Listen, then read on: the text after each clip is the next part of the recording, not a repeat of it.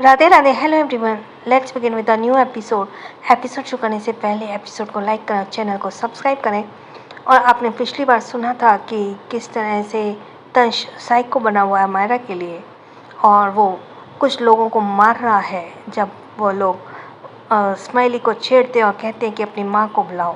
तंश devil smile करके मरे हुए आदमी को देख रहा था। उसके बाद तंश बारी बारी से सबको देखने लगा। उसकी आंखें बहुत ही बेरहम लग रही थी।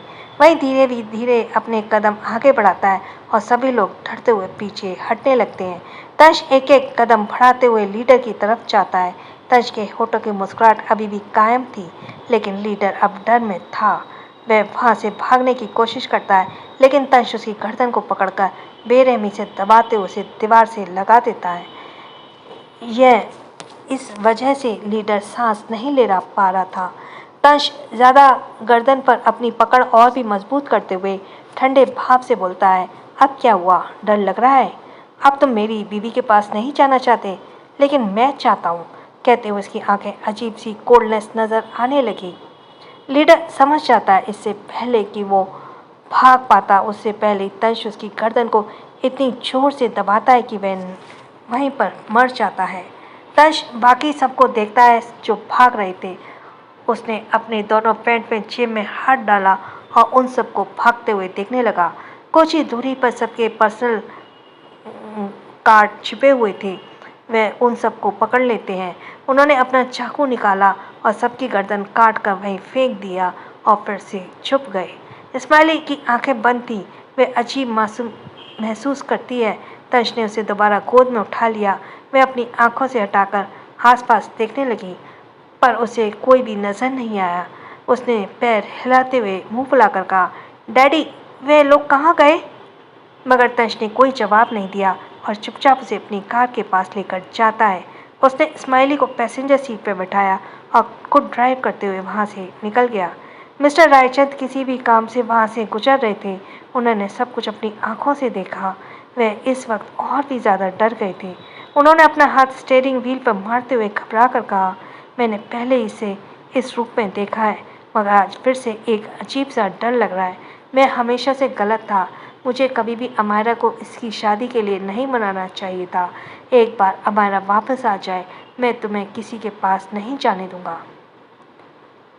इतना कहकर वे अफसोस से अपनी आंखें बंद कर लेते हैं और उन्हें तंश से और नफरत हो रही थी। वहीं तंश कुछ ही देर में जिंदल विला के पास अपनी कार को खड़ा करता है, लेकिन अंदर नहीं जाता। उसने स्माइली को देखा और कोल्ड आवाज में कहा, अंदर जाओ। यह सुनकर स्माइली उदास होकर बोली, डैडी आप नहीं आएंगे क्या? आप मम्मा के साथ आएंगे? पर मम्मा कहाँ हैं? यह सुनकर तंश एक पल के लिए शांत हो जाता है और फिर कोई जवाब नहीं देता। गुस्से में ऑर्डर देता है, गो। स्माइली उदास हो जाती है। तभी एक गार्ड पैसेंजर सीट पर डोर खोलकर स्माइली को बाहर निकालता है। स्माइली रोते हुए कहती है, आप बहुत गंदे हैं डैडी। जब मम्मा आएगी तब स्माइली आपकी शिकायत करेगी। इतना कहकर वह कार से कूद जाती है और रोते हुए अंदर भाग जाती है। तंश ने एक नज़र उसे जाते हुए देखा और फिर कार स्टार्ट करके वहाँ से निकल गया, क्योंकि वह जिंदल हाउस बिल्कुल भी नहीं आता था। वहीं एक अंडरग्राउंड एरिया में कई सारे काले कपड़े पहने लोग खड़े थे जो रोबोटिक टाइप लग रहे थे। बीच बीच में एक बड़ा सा सिंहासन जो ड्रैगन की शेप में था, वह बहुत ही डरावना लग रहा था। उस पर एक आदमी बैठा हुआ था जिसके होठों पर डेविल स्माइल थी। उसने पूरा काला कपड़ा पहना हुआ था और देखने में बहुत ही शातिर और डरावना लग रहा था। उसने वहां मौजूद हर किसी को घमंडी हंसकर कहा, क्या कोई है जो मुझे हरा सकता है? मुझे नहीं लगता यहाँ पर कोई भी मेरे यानी कि ब्लैक ईगल से ज़्यादा ताकतवर हो सकता है। दुनिया की नज़रों में ब्लैक ईगल मर चुका है, मगर ब्लैक ईगल हमेशा अमर रहेगा। इतना कहकर वह घमंड से मुस्कुराया। तभी उसके बगल में खड़े आदमी ने ध्यान करते हुए कहा, ब्लैक ईगल, कल बहुत ही खास दिन है। कल के दिन जो भी आपसे लड़ेगा और आपको इस जगह पर हरा देगा, वह आपकी गद्दी पर बैठेगा। अगला ब्लैक ईगल वही बनेगा। ब्लैक ईगल घमंड से बोला, ऐसा कोई नहीं है जो मुझे हरा सके। तभी वह आदमी डरते हुए बोला, लेकिन कुछ महीनों पहले कई अंडरवर्ल्ड का माफिया बन चुका है। किसी को नहीं पता कि वह कौन है। क्या होगा अगर वह आपको चैलेंज करता है? वह आपकी गद्दी को आपसे छीन लेता है। यह सुनते ही ब्लैक ईगल गुस्से से उसे गोली मार देता है। फिर दांत पीस कर कहता है, कभी नहीं, मैं सबसे ज़्यादा ताकतवर हूँ। मैं उस माफिया को भी ढूंढ लूँगा, उसे ख़त्म कर दूँगा। कहते हुए हंसने लगा। फिर अपनी जगह से उठकर वहाँ से जाने लगा। तो जैसे ही दरवाजे के पास पहुँचा, उसने बिना पीछे मुड़े अपनी ठंडी आवाज़ में कहा, वह अंडरवर्ल्ड के लोग काफ़ी कमज़ोर थे, जिस एक इंसान ने अपने काबू में कर लिया, और मिस्टर मल्होत्रा भी कुछ नहीं कर पाए, लेकिन मैं सबसे ज़्यादा ताकतवर हूँ, वह कभी मत भूलना। इतना कहकर वो वहाँ से चला गया और सभी लोग एक दूसरे को देखकर अपना सिर झुका लेते हैं। कुछ ही देर में ब्लैक ईगल वहाँ से निकल जाता है। वह अपना भेष बदल लेता है। उसकी कार मेंटल हॉस्पिटल के सामने रुकती है। वो अपनी कोल्ड नज़रों से मेंटल हॉस्पिटल को देखता है और फिर अपनी टोपी नीचे कर लेता है। कुछ देर में वह मेंटल हॉस्पिटल के सबसे ऊपर फ्लोर पर पहुंच जाता है, जहां पर बहुत ही टाइट सिक्योरिटी थी।